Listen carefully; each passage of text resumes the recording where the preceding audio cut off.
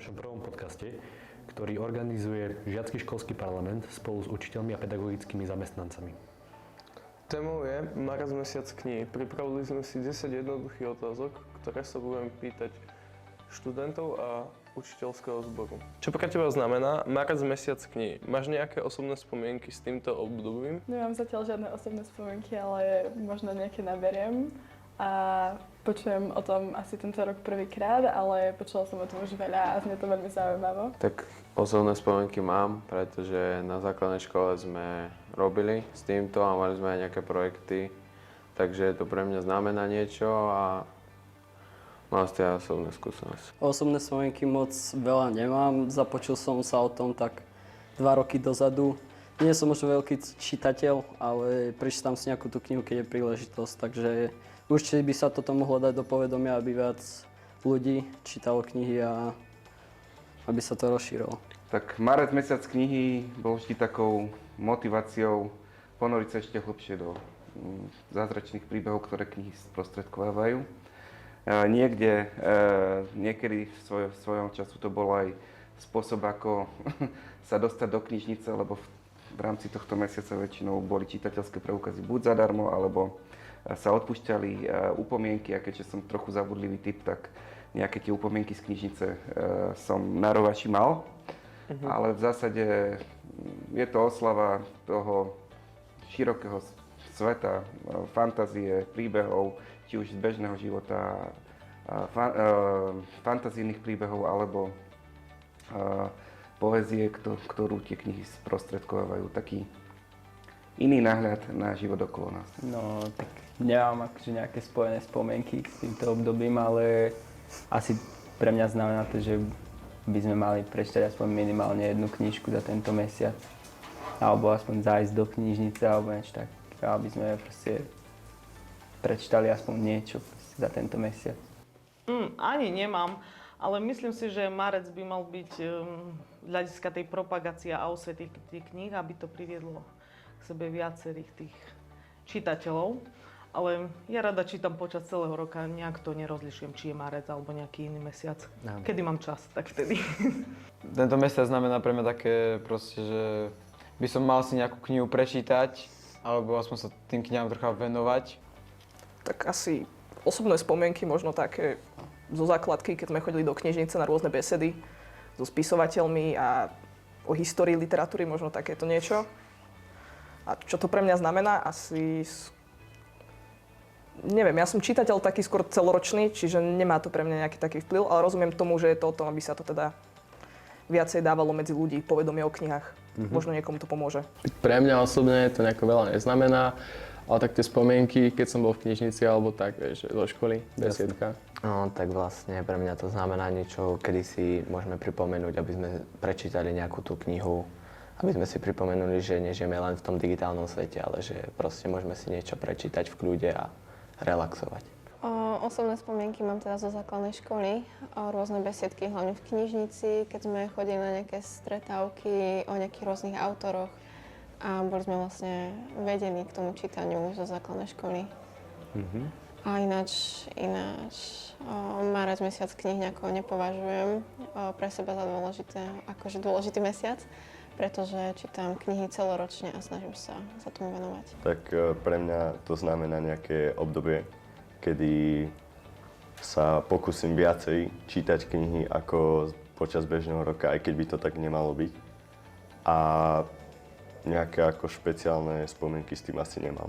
Mám osobné spomienky spojené s týmto obdobím.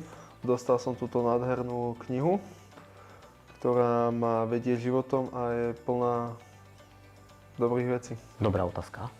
Marec je vždy zaujímavý, už len úcte k starším, ku knihám, rôzne prívlastky máme na vlastne marec. Ja konkrétne na marec si spomínam akorát len zo školských čas, hej. V rámci aktivít školských, kde sme si pripomínali vlastne dôležitosť čítania kníh. Je pravda, že ja už toho teraz moc nenačítam, nie je to pre mňa forma relaxu aktuálne, skôr si pozriem film, alebo si vypočujem nejaký podcast, alebo nejakú audioknihu, ale vyslovene pri tej knihe už obávam sa, že keby to bolo v rámci školského roka alebo toho pracovného nasadenia, že by som asi po 4 stranách podriemkal. Kedy si prečítal svoju prvú knihu? Čo to bolo za knihu a kedy to bolo? No tak to bolo určite v detstve, hej. Takže tým, že aj doma nás viedli vlastne k čítaniu kníh, mali sme hromadu kníh, ktoré ešte teraz možno niekde na povale sú založené, odložené pre ďalšie generácie, ale keďže tá doba sa tak vyvíja, tak už to teraz pre dceru, ktorú mám, tak to aktuálne asi úplne nie je, už žije v takom svojom vlastnom svete a v tom vlastnom type literatúry. Ale určite to boli rôzne tie leporelka, rôzne také veršované knižky a podobne. Ale z tých knížiek, ktoré som prečítal v rámci toho obdobia možno dospievania a puberty, tak to boli detektívky podobné žánre. To ma vtedy tak bavilo. A sci-fi, Spielberg, my tými vozešťami. Tak podľa mňa prvú knihu som prečítal niekde na základke v nejakom 3. 4. ročníku a to bol nejaký čitateľský denník, ale na knihu si asi nespomeniem. Prvú knihu to bola určite nejaká detská literatúra, neviem presne aká. A bolo to... Nejaký šlabíkar. No, také niečo. A na prvom stupni určite 3. 4. ročník. Prvú knihu som možno prečítala, dajme tomu, v takých 10 rokoch. A boli to teda knihy o odvážneho bojka, denník odvážneho bojka. A to asi boli prvé knihy, ktoré som prečítala. Moja prvá kniha bola v prvý ročník základnej školy.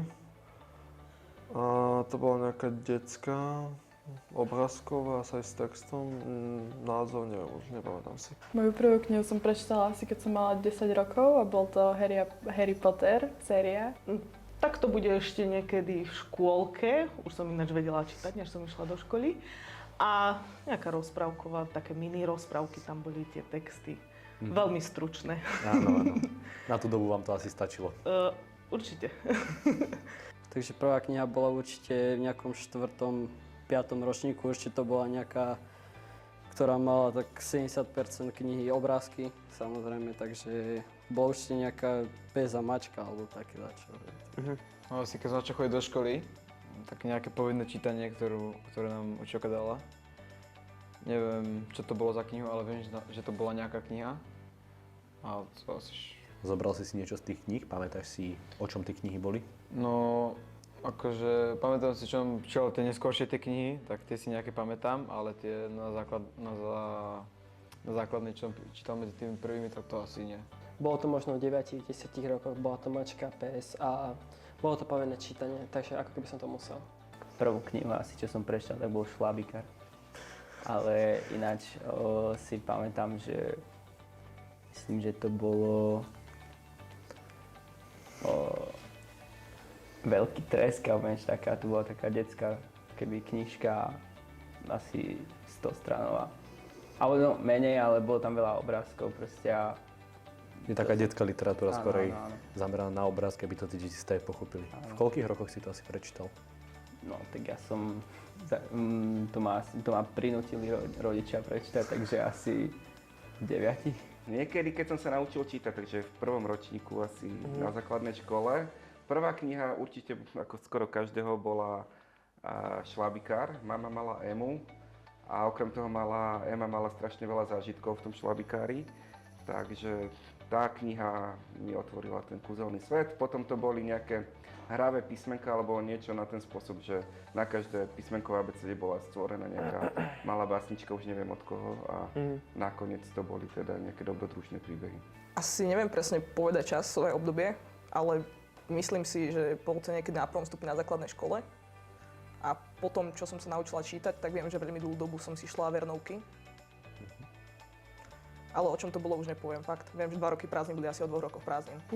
Tak ak nerátam Šlabikár, tak to bola kniha od Goga, čo je youtuber. Že ako sa stať youtuberom, niečo také. To bolo. A inšpiroval si sa touto cestou, touto knihou, vydal si sa? Nevydržalo mi to dlho. Myslím si, že to bolo tak asi, keď som mal okolo 8 rokov a bolo to niečo ako, neviem presný názov, ale bolo to Neposlušný Gabko, alebo niečo také. Niečo také som počul, áno. Áno, a to bolo o chlapcovi, ktorý vlastne robil problémy ako keby. ako dieťa. To bolo dosť zaujímavé. Aký máte vzťah k knihám? Ako by ste ho opísali? Je to pre vás skôr hobby alebo súčasť vašeho každodenného života? Také hobby, venujem sa čítaniu, keď mám čas. Že niekedy aj niekoľko mesiacov nič neprečítam a niekedy zase veľa. Väčšinou sú to také obdobia prázdnin, že keď sa ten čas nájde, tak z tých kníh sa dá viac prečítať. No, tak asi skôr ako hobby. Ako často čítaš knihy v dnešnej dobe? No, tak teraz som naposledy čítal knihu o Bohatý otec, chudobný otec, ale to som čítal kvôli tomu, že som chcel ohľadom marketingu sa niečo naučiť a dozvieť sa viacej. Takže to bolo ale asi v septembri alebo oktobri. Zobral si niečo z tejto knihy? Poučilo ťa to? No áno, akože bolo celkom zaujímavé a dozvedel som sa aj viacero vecí, ale moc si z toho už tak nepamätám. Vieš špecifikovať nejaké tie veci pre našich počúvateľov? No, boli tam rôzne akože veci z histórie, že čo sa stalo, ako proste sa hýbal ten market a takéto proste. Je tu určite aj nejakým spôsobom hobby, je to nejaký spôsob regenerácie, myslím, že človek dokáže vypadnúť z toho digitálneho sveta, že myslí aj na niečo iné. Skôr by som povedal, že hobby, a nie som nejaký, že čítam často, ale tak keď už si niečo prečítam, tak raz za čas. Keď mám čas. Obe možnosti sú správne, keďže som učiteľom, ako viete, tak v podstate k svojej práci potrebujem čítať knihy, skôr odborné, a v rámci relaxu čítam teda skôr umeleckú literatúru, fantazijné knihy, sci-fi knihy. Vzhľadom na to, že teda nemám toľko voľného času, tak musím si na tú knihu nachádzať čas, ale snažím sa minimálne pol hodinu denne čítať. Ale nenazval by som to knihomoľ. Existuje nejaká kniha, ktorá ťa v minulosti ovplyvnila alebo zanechala v tebe nejaký odkaz? Tak čítal som istotne príbeh toho Messiho a taktiež príbeh Zlatana Ibrahimoviča. No určite áno, je to jedna z tých detských literatúr a boli tam veľmi naučné a poučné veci, čo ma naučili. Nejaké bajky, nie? Určite, no, jeden z tých. Asi taká kniha, ktorá ma ovplyvnila, nie je, ale čítala som veľa dobrých kníh, ktoré by som odporúčila. Tak hlavne zobral som si ponaučenie z jednej knihy, to som vyhral v hokejovej súťaži. Bola to vlastne kniha o majstrovstvách sveta v hokeji v roku 2002, kedy naša slovenská reprezentácia vyhrala zlato v Göteborgu. Vlastne bolo to o tom, ako hokejisti pracovali a dopracovali sa k tomu zlatu a hlavne som si zobral to ponaučenie, že veľká práca sa vypláca a že niečo malé sa dokáže stať veľkým. Doteraz si pamätám, ale to už bolo až na vysokej škole, a nie je to ani nejaká hrubá kniha, takže odporúčam v podstate všetkým, aj vám ako stredoškolákom. Je to knižka, ktorá sa volá, je to o Jonathanovi Livingstonovi, ktorý nie je taká klasická postava, je to čajka. Hej? Čiže a naozaj veľmi také zaujímavé témy sa tam otvárajú ohľadom dosahovania dokonalosti. Je to niečo také spojené s duchovnom, ale nie úplne s náboženstvom. Že toto je taká knižka, ktorá vyslovene vo mne zanechala stopu a tak ma trošku tak odnavigovala, že nech sme aký sme, každý sme dokonali svojím spôsobom. Máte nejaký obľúbený žáner alebo autora, ktorý vás nikdy neomrzí? No tak tu sa odkážem na to, že keď som bol taký mladý, ako napríklad vy, tak som nemal rád povinné čítanie. A všetko som to ignoroval a nejakým spôsobom som si pomáhal pri vypracovaní úloh z povinného čítania. A keď som vyšiel tú strednú školu, tak som sa do tých kníh začítal, lebo čítanie sa ako také mám rád. A zistil som, že tie knihy väčšinou sú v tom povinnom čítaní, pretože sú to dobré knihy, nie preto, aby nás trápili, mučili alebo nám brali voľný čas. Takže vlastne všetko to, čo sú držitelia Nobelových cien, alebo teda časom preverené knižky, som zistil, že väčšina z nich naozaj stojí za to prečítať. Môj obľúbený autor Irving, napríklad Johnny Green, aby som bol presný. Nie je to až také literárne hodnotné, ale je to žáner New Adult. Neviem, či ste o tom počuli, je to také o mladých ženách, ktoré už sú v pracovnom živote, romantické vzťahy a tak. Skôr ma na tom zaujíma ten príbeh ako tam tie pikantnosti, ale sú súčasť. Tak sci-fi, na autora mám obľúbeného Shakespearea. Ale on akože nemá žánre sci-fi, ale je to môj obľúbený autor. A v období tak 13 rokov. Ja mám obľúbený žáner istotne sci-fi alebo tú autobiografiu a to mi dáva tak najviac, by som povedal. Preferuješ skôr knihy v papierovej podobe alebo vo elektronickej? Ešte som nečítala knihu v elektronickej podobe, takže určite papierová. Myslím si, že je to také viacej akože je to lepšie podľa mňa. No akože skôr v tej ako kniha, ako v papierovej podobe, lebo keby si to mám napríklad tej elektronickej, že napríklad to mám na mobile, tak by ma to asi vyrušovalo, že by som sa nevedel na to sústrediť a skôr by som bol na sociálnych sieťach ako čítal knihy. Asi skôr v elektronickej, lebo nemusím chodiť do knižnice, ale nemusím objednávať ho. Proste je to lacnejšie aj šetrnejšie na čas. Osobne preferujem viacej knihy v papierovej podobe, už čisto iba cez to, že mám rada ten pocit knihy v ruke, že je mi to príjemnejšie, ale zase na druhú stranu rozumiem aj tomu, prečo ľudia viacej uznávajú knihy elektronické, je to samozrejme spratnejšie. Ale som aktuálne v takom rozpoložení, že to striedam. Najviac uprednostňujem papierové knihy určite, audio a v elektronickej podobe vôbec. To nejako teraz neaplikujem, ale možno, že sa niekedy ako dám na tie elektronické knihy, ale audio to asi pravdepodobne nie, lebo to podľa mňa nie je už ako kniha. To už je skôr ako nejaký podcast, ale podcasty sú taktiež podľa mňa dôležité.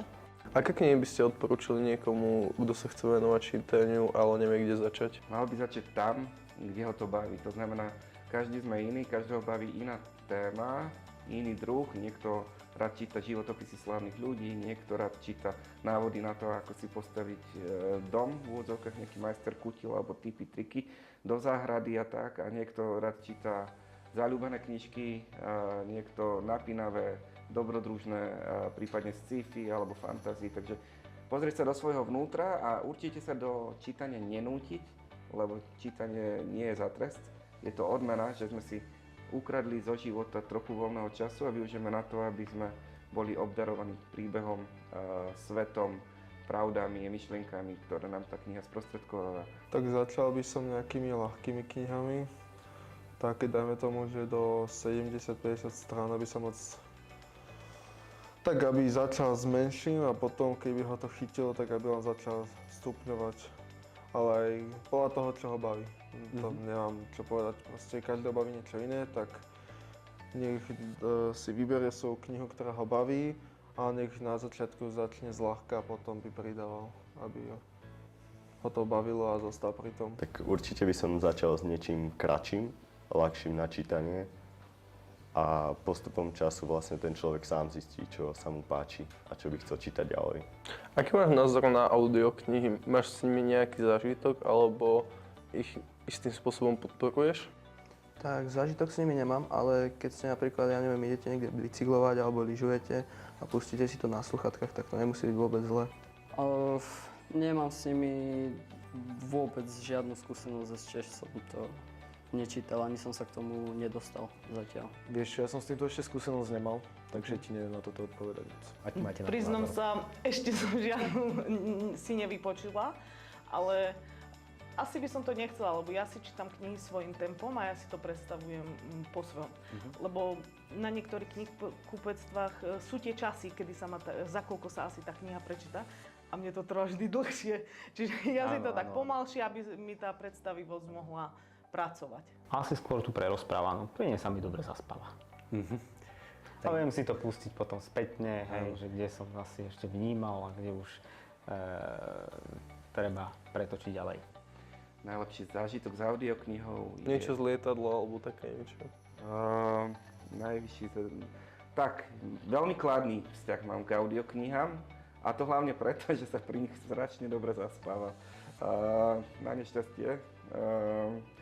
Nemám dobré skúsenosti s tým, že by som si veľa z nich odniesol, lebo mňa to vlastne uspáva, keď si pustím audioknihu do pozadia a niekde hovorím, že relaxujem alebo nejakým spôsobom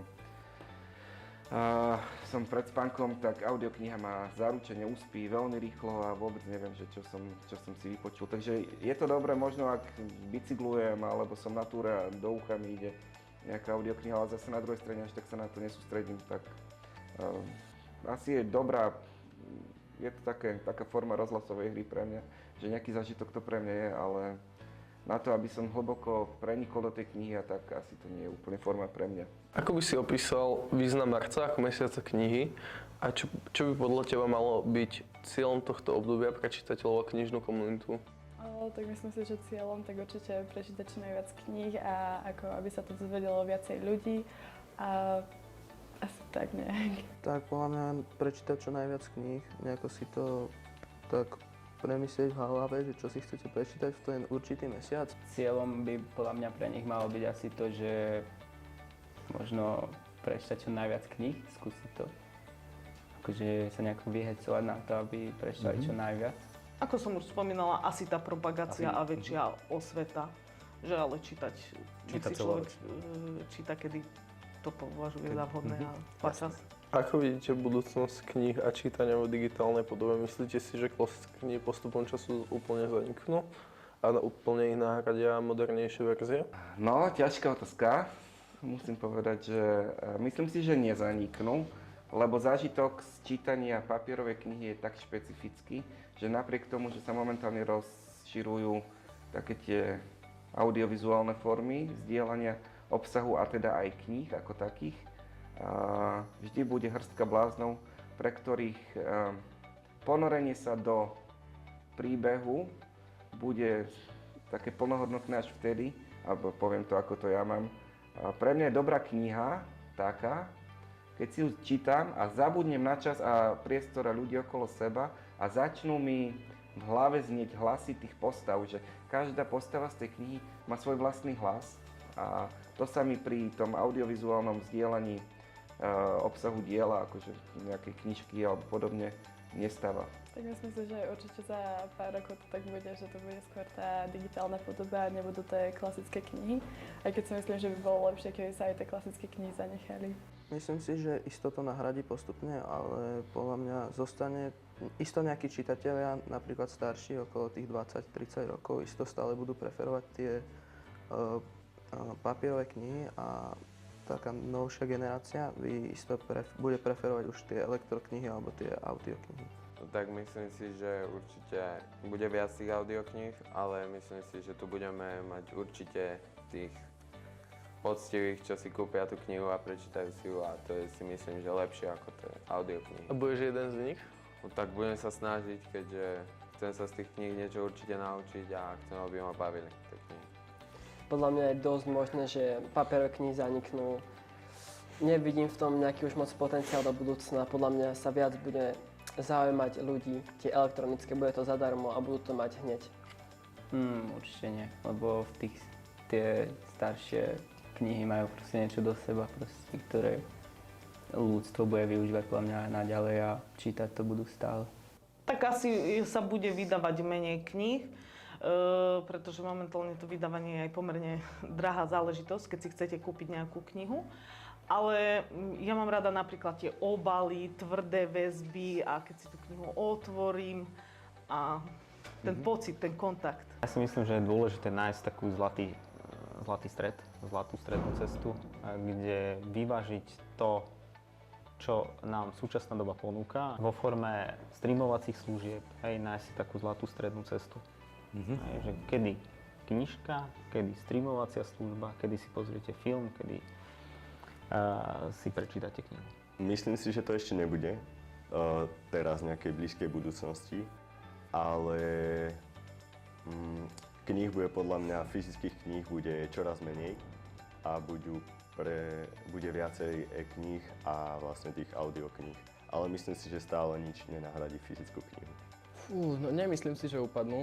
Proste klasické knihy to budú vždy a tie e-knihy, bude sa to určite viacej používať.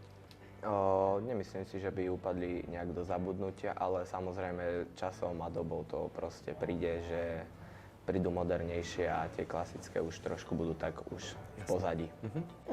Podľa mňa určite pre nejakých nadšencov kníh určite to nezapadne ako do pozadia.